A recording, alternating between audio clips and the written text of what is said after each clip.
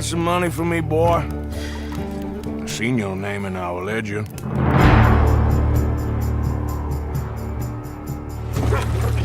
You're a wanted man, Mr. Morgan. Maybe when your mother's finished mourning is death. The hero does not cower to death, for that would belittle life.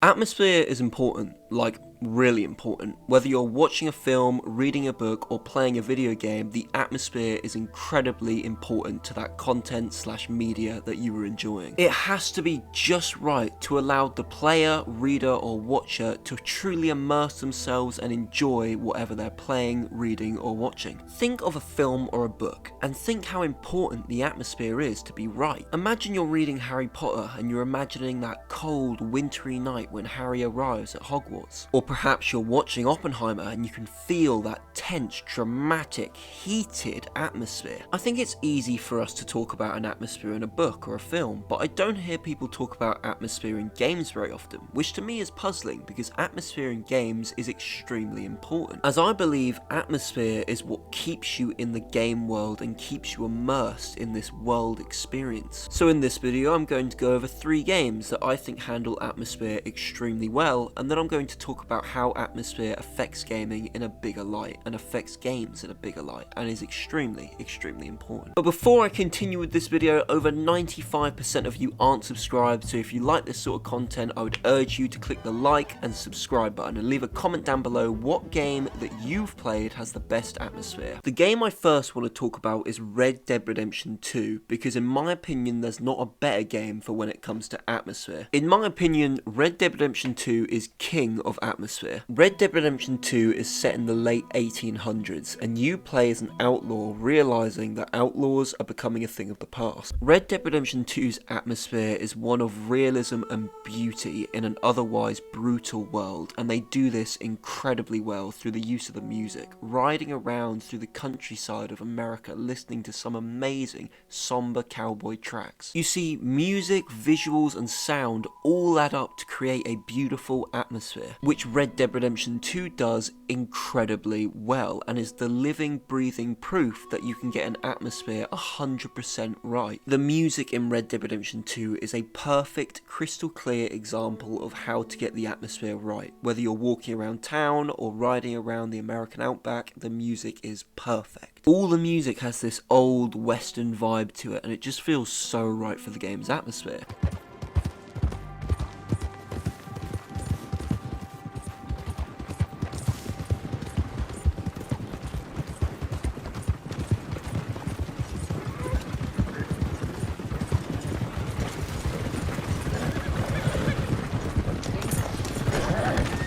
Visuals are also done incredibly well, such as the sunset having this big orange sun come down and being replaced with a beautiful dark moon. It's incredible. The amount of little details in Red Dead Redemption 2 is incredible, with NPCs having their own lives and own jobs to animals grazing on grass and running around and living. The game's sound is perfect, from the high-pitched screeches of birds to the trams bustling by you in the cities, to the quiet and desolate deserts. Red Dead Redemption 2 is a masterpiece of many things, but till the day I die, I don't know if there will be a better game for when it comes to atmosphere. The atmosphere of Red Dead Redemption 2 truly does elevate the open world and makes it something else. Something incredible. But what about old games? Did they have atmosphere? And if Red Dead Redemption 2's atmosphere is beauty and realism, then can we have a game with an atmosphere of magic or childlike whimsical fantasy land of dragons and stuff like that? Well, actually, yes you can, and it's great because that game is called Spyro.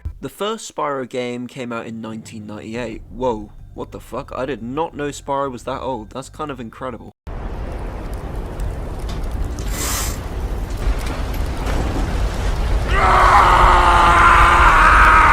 played mostly Spyro 2 and 3 on the PS2, so I'm going to be talking about Spyro 1, 2 and 3. Spyro is mainly a masterclass in music. The Spyro games were always made for a younger audience in mind, but yet the music feels so ageless and so timeless. The music and theming of Spyro must have had children in mind, a large child audience, but it's almost like the developers knew that the music would be treasured and loved by all people of all ages. Spyro doesn't really have any background noise that isn't music, so I'm going to be talking about the visuals in Spyro because I think they bring the atmosphere to life and the world to life. Spyro, even with its outdated graphics, has always, to me at least, looked timeless, so I'm going to talk about these skyboxes because to me they are the thing that makes the atmosphere propelled in massive amounts. Spyro has this beautiful background sky that just feels mystical, and it feels like you're in this world of adventure and dragons and danger and mystical, wonderful amazingness.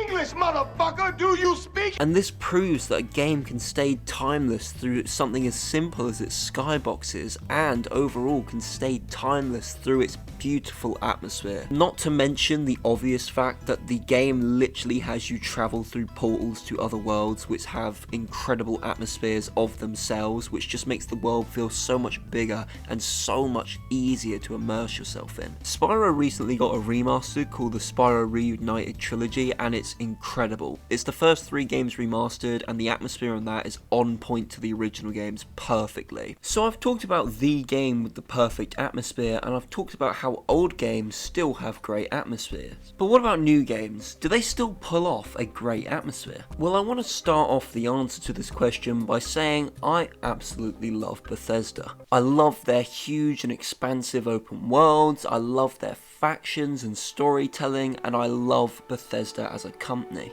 On top of this, I love Fallout. If you notice, a lot of my older channel videos that did really well were on Fallout 4. Fallout 4 was my first Fallout, and though it has a lot of problems and Bethesda themselves didn't even create Fallout, I love Fallout and it has a special place in my heart. And you know what? I'm going to say something quite controversial, but I don't think it should be controversial. I look up to Todd Howard quite a bit. I said it, I quite like Todd Howard. In case you didn't know, he's pretty much the leader of Bethesda. The reason why I look up to Todd in a weird way is because he was just a normal kid who happened to like things other kids didn't like. He liked video games like all of us do, like you watching this video does. Only difference is, instead of doing nothing with his dream, he took it forward and he climbed the ranks, and he's now literally the leader of a company. I think he is inspiring, and while yes, he'd talk a big game and not always deliver, he is only human and he has praise and respect.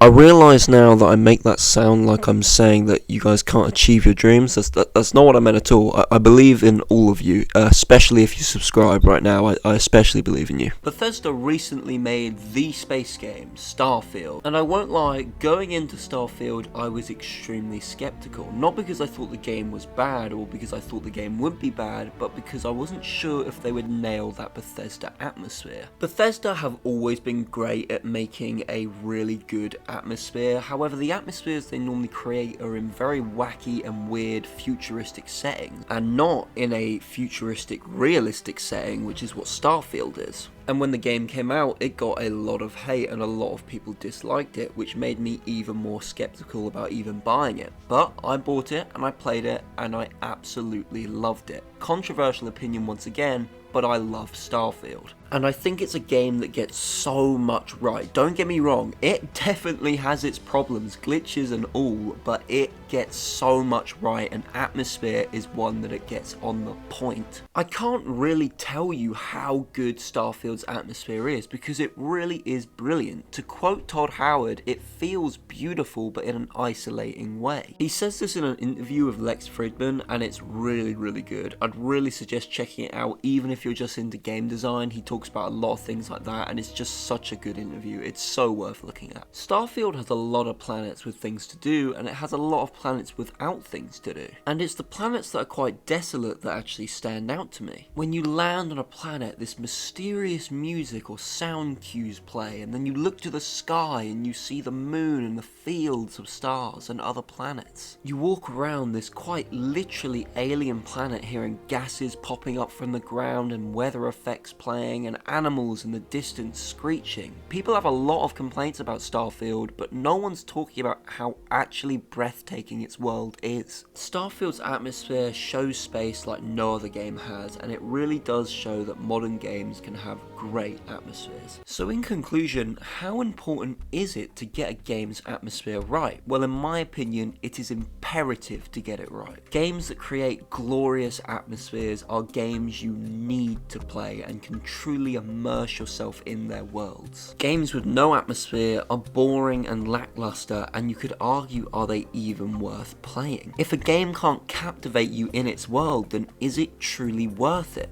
Well, that is up to you, and that is something I think you should comment on down below. Gamers should feel completely immersed in the atmosphere of the world they're in, open world or not. So next time you're sat down playing a game and you feel completely immersed in that game's world, just remember that is all down to the game's atmosphere. Thank you guys ever so much for watching this video. I hope you enjoyed. If you did, please do like and subscribe and hit the bell so we can get more subscribers to the channel and more viewers. I really would appreciate that. Let me know down in the comments below what game you've played that has the best atmosphere and what game you think has the worst. Thank you guys ever so much for watching the video. Stay safe guys, and I'll see you all in the next video.